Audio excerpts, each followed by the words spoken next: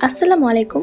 অপেক্ষার নীলপদ্ম পর্ব ২ বাধার দেয়াল ও যন্ত্রণার প্রহর। প্রেম সবসময় সুখের হয় না, কিছু প্রেমকে টিকে থাকতে হয় আগুনের ওপর দিয়ে হেঁটে। আবির আর নীলার জীবনেও নেমে এলো সেই চরম অন্ধকার মুহূর্ত। শুরু হচ্ছে গল্পের দ্বিতীয় সবচেয়ে কষ্টের অধ্যায়। তাদের সম্পর্কের খবরটা যখন নীলার বাড়িতে পৌঁছালো তখন যেন একটা প্রলয় ঘটে গেল।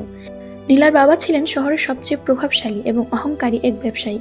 তিনি কোনোভাবেই একজন সাধারণ চাকরিজীবীর হাতে তার আদরের মেয়েকে তুলে দিতে রাজি ছিলেন না। নীলার বাবা আবিরকে তার অফিসে ডেকে পাঠালেন।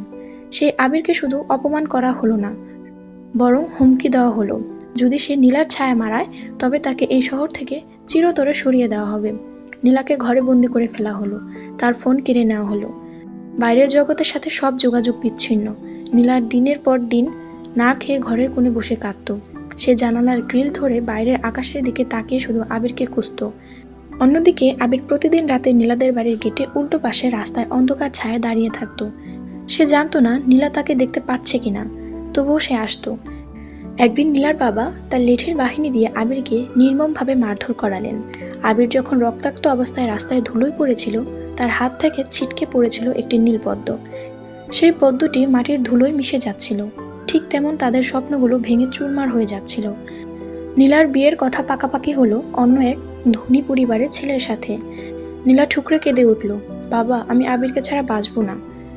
কিন্তু তার বাবা গর্জন করে উঠলেন, মরলে মরবি, তবু ওই ফকিন্নির ছেলের সাথে তোর বিয়ে হবে না। রক্তাক্ত আবির কি পারবে তার অপমানের প্রতিশোধ নিতে, নাকি ভাগ্যের কাছে হার মেনে নীলাকে অন্য কারো হাতে দেখবে? জানতে হলে তৃতীয় পর্বের জন্য অপেক্ষা করুন।